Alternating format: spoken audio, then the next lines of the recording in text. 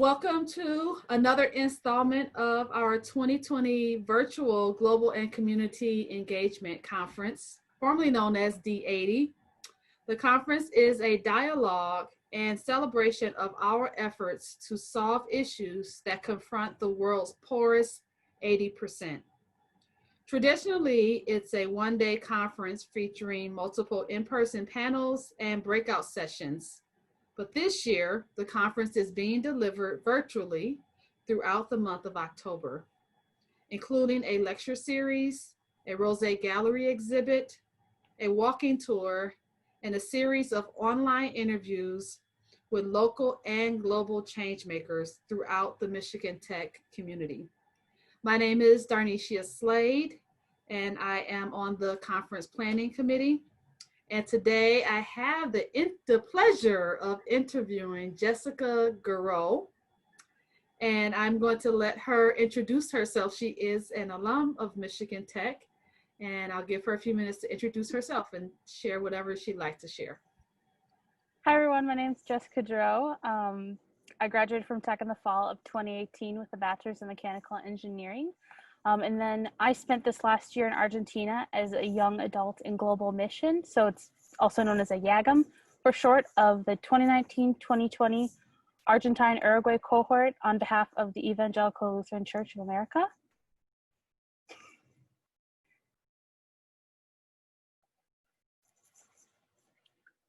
Okay, I gotta be unmuted.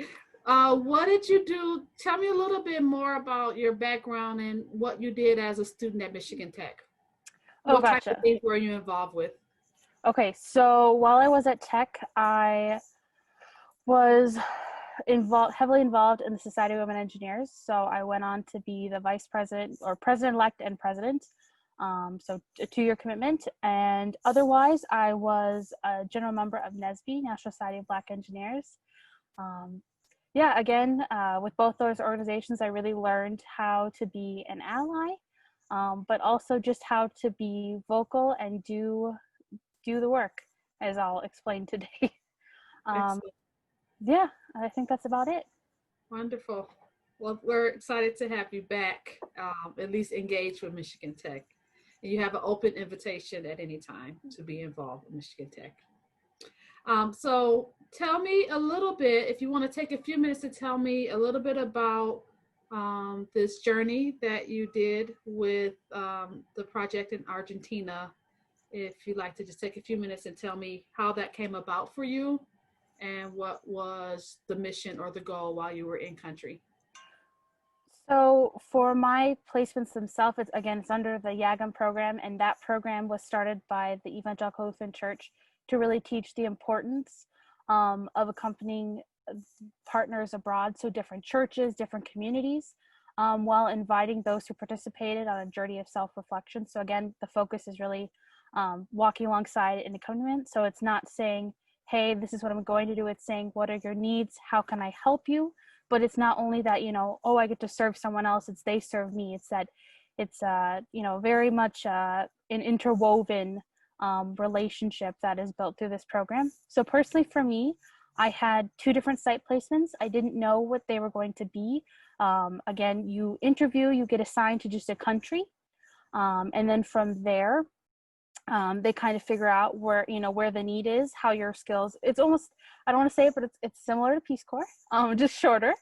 And so for me, my first site was Alerca, which is also known as formerly as L'Arche. It's a global volunteer organization that creates community for those who have physical and mental disabilities.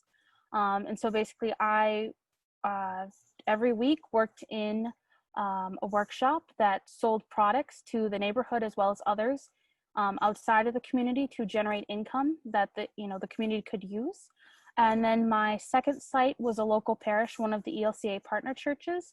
And so basically there I was a member of the congregation, so I'd come every Sunday to service. But then also on Saturdays, we'd have different activities. So for example, something that I helped to host along with members of the community was a workshop that helped facilitate just community for families who are experiencing economic crisis outside of the church, as well as providing food. So it technically was a food pantry, but it still was seen as a means to help grow community, even if these individuals didn't come to church. It was something that they could rely on every week. It was more of like an outreach or Yes. okay, Yes. or outreach project. Um, Tell me a little bit. I know that you had some time of preparation here in the United States as well as once you arrived in country. What did that look like, and why was that time of preparation important? So here in the U.S. again, it's kind of it depends on the country. So for example, so with the Argentina Uruguay cohort, everyone spent 2 weeks in the U.S. all in Chicago at the University of Chicago, basically learning how, I shouldn't say University of Chicago, but it's one of the ones. But basically the whole point of it was to just be together in spirituality. But also again, this whole program is about a process of discernment. So figuring out where God is calling you to be. So it's not just saying, oh, I want to do this. It's how am I being called to do this? So then basically you go through workshops there, kind of figure out, well, if you had different challenges in your communities, how would you kind of tackle them? How would you tackle discrimination? How would you tackle racism?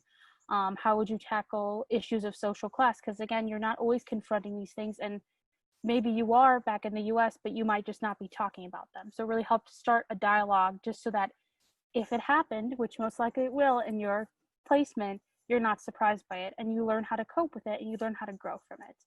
And so then from there, which I really loved because it was great because you got to meet everyone else. There was 63 of us total. So that was really cool, just to be able to see where everyone is going, hear about what they're doing.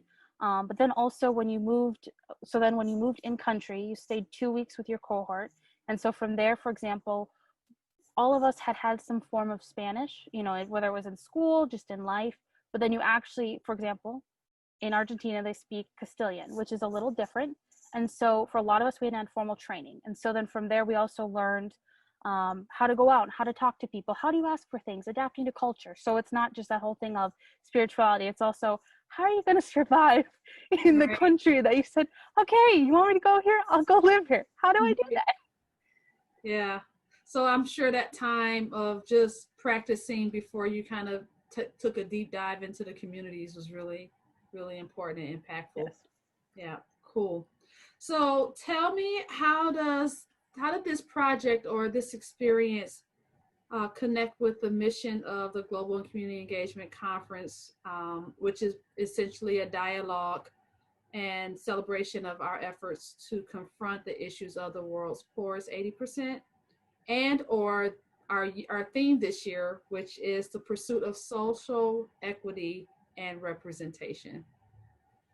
So I followed more after this year's theme. I don't know if you know, but Argentina actually faced another economic crisis earlier this year. So back in 2019. So while we were there, basically just poverty levels had been rising, and really, really rose while we were there. But also just even how much the dollar had in relation to the peso. And so kind of learning how to navigate that. So just to give you some background, and then otherwise, still though too. Again, in working with individuals with disabilities, there still is a lot of discrimination. There's a lot of misconceptions that still occur against those, who happen to have disabilities. So really for me, that's why I chose following this year's theme. Because for example, in the LRCA community, so the community with individuals with disabilities, I really learned how to give the individuals a chance to speak for themselves and really give them space to express themselves. I could tell you back in the US, I'd probably want to, try to, champion them, but also, take the mic and talk for them. But like, that's, this community supports them. They have voices, they have passions, they have life, and they want to live. And so, for example, in the workshop, I was able to work alongside them, crafting products that were then sold, but also helping to learn new skills. So for some of it, I actually learned skills from them so I could work with them, but also then teaching them skills that I had. And then also being able to form a community through spirituality as well. Because again, that's a very spiritual, L'Arche is just a very spiritual organization. But also really had the opportunity, like for example, in the community's neighborhood, got to sell cookies to neighbors on a weekly basis. Right. So again, they had already had friendships, so helping to continue nurturing them, but also new people would move into the neighborhood. So then how, working to introduce them to others, make new friends, but also recognize, really help to push past, the whole thing of, oh, well, this individual has this disability. Well, look at the individual first. And then Right. also, so for example, then talking with others outside of the community. So like, for example, I went to church, there was a lot of misconceptions there. And so then just having an open conversation, not meaning it, with any aggression, and just saying, hey, you know what, it could just be, you haven't lived with people with disabilities. I had before it.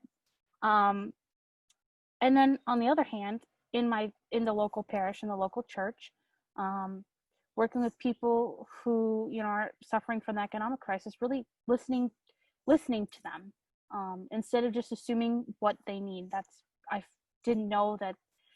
I shouldn't say I didn't know, but it's really easy to say, oh, well, you need this, when in reality they could need something completely different. And so being there, I also really learned to really listen and appreciate their stories and really recognize the individuals themselves and not their situation. Yeah, that's powerful to be able to separate that. And I really appreciate that you took it as an opportunity of learning together and an exchange of learning together, which I think is absolutely powerful when you're going into a community, not as a savior mentality, if I can say Mm. it that way. Yeah, Yeah. I was gonna say, like, for me though too, like really seeing beyond the glorification of helping others. I really love to help people, but sometimes I was only in it for the glory, and I really learned Wow. that there really is work that needs to be done, and just to do it out of the desire to really help someone succeed in their life and achieve the goals that they want. Yeah. Um, so how did you get involved? Obviously, your spirituality had a lot to do with it. How did you get involved with it? And I want to hear how it has impacted you personally, as well as the communities that you serve. If you had to say, you know, the impact that you had or the footprint that you had, what would that be? I know that you actually had to evacuate early because of the coronavirus pandemic, but if you can talk a little bit about the impact. Yeah, so I got involved. So just kind of going to like, how did I get involved? Two members at my church had actually been Yagams before, and so I'd listened to their sermons and just kind of heard their stories, and so I was really inspired to just take this on as a journey. And then also though too, um, just having the support of my home community, being like, this is something I want to do, and we're like, okay, go for it. And yeah, it still is scary, even though you have this support in country. It's like, these are people you've never met before. And then otherwise, in regards to impact, there was growth that I didn't know was possible. For example, as I said, I'd never worked with individuals with disabilities before, so it really taught me the importance of just being open to those experiences, but also authenticity, because they are very, very authentic people. They are just, there is no noise. They are who they are. It's beautiful. And just to be able to share in that was wonderful. But also it reminded me the importance of perspective. Again, I love to put myself in other people's shoes, but like, this was a completely different, since I'd never interacted with anyone with disabilities, it's just completely different. So I got to try on, 20 different pairs of shoes, whether it was someone with a disability, whether it was someone, a higher up, whether it was someone who was a volunteer like me. But also I was able to experience a higher spirituality. I did not think that was possible. It's beautiful. I really learned how to weave my faith and work together. And it just led for a more enjoyable experience, but it was also one that I pushed myself more because I had the faith that I could do it. And I know that it wasn't just obviously through my work, but it's through the lessons that I was taught in my community. And then I hope, on the other hand, in regards to the impact that I had, first of all, I hope that my communities know that I love them. I know that sounds really cliche, but I really do. But I also hope they know that I cared. That probably doesn't seem like a huge impact thing, but I really did try to show up and do my all. And I hope that we were able to nurture, because if you know me, you know me, I have a tenacious spirit. And I think many people who go to tech do as well. And I hope that I was able to kind of impart the benefits of a tenacious spirit with them. Again, each community has its challenges, as did every individual, including me. And I really hope that we were able to teach. I mean, again, we supported one another and celebrated our successes, but I really hope that I taught them how to endure and adapt to the constant flow of daily life, and just really, I think, be positive throughout it, but also turn to faith as needed. Nice. Yeah, that's awesome. I wanted to find out, how has this experience informed your future? This is off script. I was gonna say, for me, it's really just helped to inform me, again, as I had said, that there's many injustices in the world. And I always used to get really down that there's a lot of, bad things going on. But instead of focusing on the bad, I can say, you know what, there is the bad. But from this experience, I found, well, then let me focus on something that I can do. Because there is work to be done. And instead of just pushing it off, I can start. And so I think for me, it really showed me that it's disregarding the noise maybe of daily life and really focusing on the work that needs to be done and finding joy in it. And what was it like returning before? That's right. You had talked about COVID. Yeah. I will admit that for me, it was probably one of the most traumatic things, and that's probably on a really small scale of things that people have experienced, but it was very stressful. Basically learning and then having a couple-day turnaround. And I will totally admit to you that I cried into my suitcase. I did not want to leave. I still miss them terribly, but I, try to talk to them as much as I can. But I also know that it's really hard, because at some point it has to close, because at some point the next volunteer will get to go, and there's nothing wrong with that. But yeah, no, it's just very difficult, and it's been really helpful to lean into faith, but also know that it happened, that this experience was real. It wasn't a figment. It was, 7 months that I cherished quite deeply. Well, thank you. Thanks for being vulnerable, Jessica. I appreciate that. Okay, to wrap up our time, what's one takeaway, if you haven't mentioned it already, that you'd like to share with others about this program, this initiative, or any final thoughts you'd like to share? So I think for me, amongst everything, is how powerful the human connection can be. I really think that it's easy to get caught up in, oh, well, this is my life. But again, there's so many of us. There's so many people that could be in similar situations and different. Again, like this connection that we have with one another, whether we choose to foster or not, it surpasses class, wealth, skin color, religion, gender, orientation. The list can go on. You can find whatever, divide you want. But again, in the end, we're humans. And Right. it's important to foster that and really just be kind to others and do good as much as you can. Yeah. Well, thank you. So in closing, I don't know if there's contact information for the program, or if it's specific to your local church, or how can we learn more, even if people want to maybe give towards other individuals to take advantage of an opportunity like this? Yeah. So, for example, again, this was through the ELCA. So you can just go to the ELCA's website and just search Young Adults in Global Mission. And so from there, they do have opportunities to donate if you'd like. I will say so if people are interested in doing this, you have to be between the ages of 21 to 29 years old, just so you know. The program, due to COVID, has been, is, how do I want to say it? But yeah, it's been paused for the next year, but it will resume after. So again, if individuals are interested, feel free to reach out. And yeah, and if anyone wants to just ask me any more questions, I can also be reached at Geroux, GEROUX @mtu.edu. So if people just have questions more about the experience, yeah. Thank you. Now, just to clarify, is it a 1 year? Yes, it is. A 1 year commitment? It is a 1 year. Yep. So technically, you're in country for 10 months. So it's not actually a whole year, but again, due to training that you have before and after, because it's technically seen as a year. Okay. So then there's some element of a re-entry for you all. Right. There's a re-entry, following a couple months following retreat. And then again, there's training before, but there's also the whole process of being interviewed, takes place a couple months before as well. Got it.